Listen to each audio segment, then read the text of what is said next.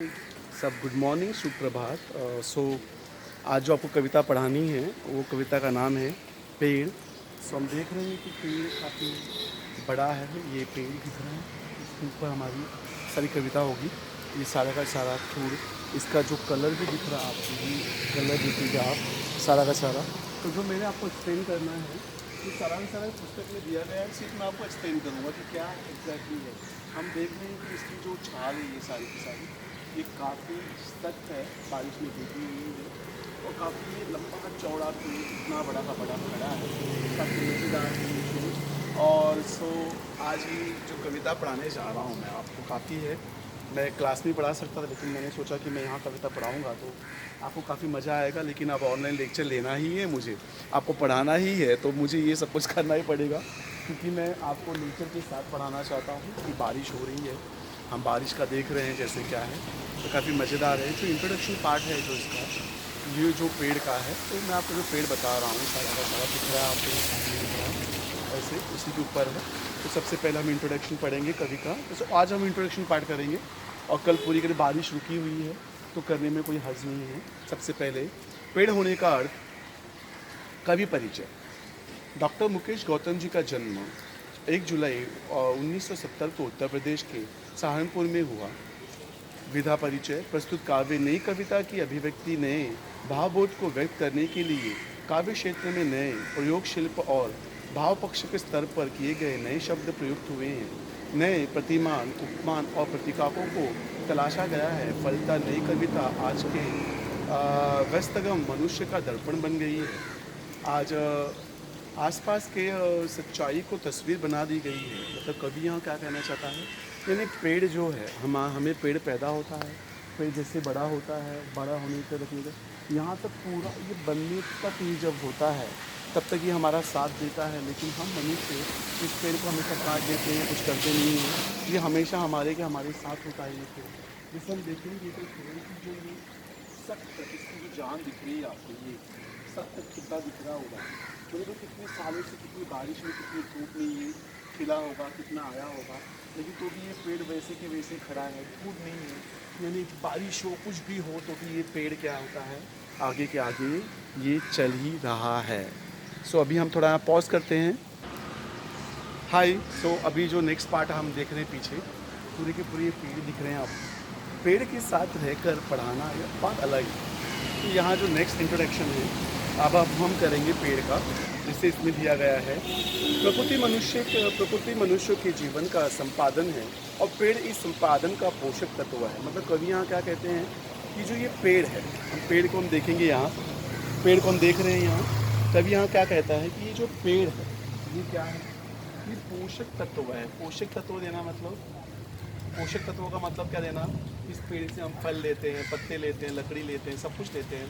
तो ये क्या है, पोषक तत्व है। ये पेड़ हमारा क्या है, पोषक तत्व है।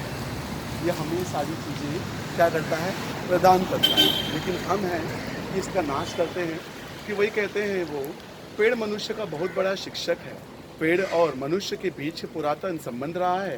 पेड़ ने भारतीय संस्कृति को जीवित रखा है और मनुष्य को संस्कारशील बनाया है। पेड़ मनुष्य का हौसला बढ़ाता है, समाज के प्रति दायित्व और प्रतिनिधित्व का निर्वाह करना सिखाता है और सच्ची पूजा का अर्थ समझाता है। कवि को मनुष्य जीवन में पेड़ की विभिन्न आर्थिक भूमिकाओं को स्पष्ट करते हुए उसके होने की आवश्यकता की ओर संकेत किया है।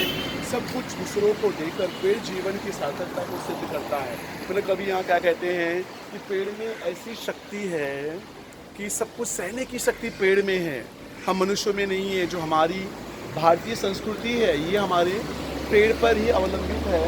हम पेड़ को देखेंगे तो जो पेड़ है सही चीज़ क्या सीखते हैं हम, जब हम लोगों में बातों, लोगों में करो, लेकिन हम कहाँ कुछ कर पाते हैं। सिर्फ बस मनुष्य स्वार्थी है, स्वार्थ के लिए जीता है मनुष्य, बस बाकी कुछ वो जीता नहीं है। तो कभी भी वही कहा है कि पेड़ क्या है, संस्कारी है। पेड़ हमें बहुत सारी चीज़ें दे रहा है, ले रहा है, लेकिन पेड़ क्या है, संस्कारी है। वो हमेशा हमें क्या देता है, संस्कार देता है, पेड़, और कुछ नहीं। नेक्स्ट में देखते हैं हम लोग अभी, आदमी पेड़ नहीं हो सकता है। यानी कवि ने क्या कहा है कि आदमी कभी भी पेड़ नहीं हो सकता। वो कहते हैं कि कल अपने कमरे की खिड़की के पास बैठकर जब मैंने निहार रहा था एक पेड़ को, तब मैं महसूस कर रहा था कि पेड़ होने का अर्थ मैं सोच रहा था, आदमी कितना भी बड़ा क्यों ना हो जाए, वह एक पेड़ जितना बड़ा कभी नहीं हो सकता। या यूं कहिए कि आदमी सिर्फ आदमी है, वो पेड़ नहीं हो सकता। यानी कवि क्या कहते हैं कि आदमी कितना भी लंबा चौड़ा हो जाए, लेकिन इस पेड़ जैसा लंबा चौड़ा हो जाएगा क्या, बड़ा हो जाएगा क्या। लेकिन यहाँ दो अर्थ हैं। यहाँ बड़े होने का मतलब क्या है, यहाँ लंबा चौड़ा होना मतलब बड़े होने का अर्थ ये नहीं है। बड़ा होने का मतलब होता है दिल से बड़ा होना। कि आदमी दिल से बड़ा जब होता है तभी वो सारी चीज़ें कर पाता है। लेकिन कहाँ कौन लोग कर पाते हैं, कुछ वो करते ही नहीं है। उनको सब के सब क्या है, वो चाहते हैं कि भैया मैं ये करूं, वो कुछ करते नहीं है। आदमी दिल से बड़ा कब होता है, बहुत सारी चीज़ें हैं तब वो दिल से बड़ा बनता है। लेकिन हम इंसान ऐसे हैं क्या, हम दिल से बड़े कभी नहीं होते। सिर्फ हम लोगों को शो ऑफ करते हैं, दिखाते हैं कि मैं ये कर सकता हूँ, मैं वो कर सकता हूँ, लेकिन ऐसा कुछ होता नहीं है। सिर्फ और सिर्फ हम चाहते हैं बस। अब नेक्स्ट देखते हैं क्या है। तो कितना भी बड़ा हो जाए वो इंसान पेड़ से कभी भी बड़ा नहीं हो सकता है। पेड़ पेड़ है और इंसान इंसान ही रहेगा। कितना भी बड़ा हो जाए, कितनी भी उसकी सोच बदल जाए, ये कुछ होने वाला नहीं है। अब नेक्स्ट स्टांजा देखते हैं क्या है। नेक्स्ट स्टांजा में कवि कहता है हौसला है पेड़।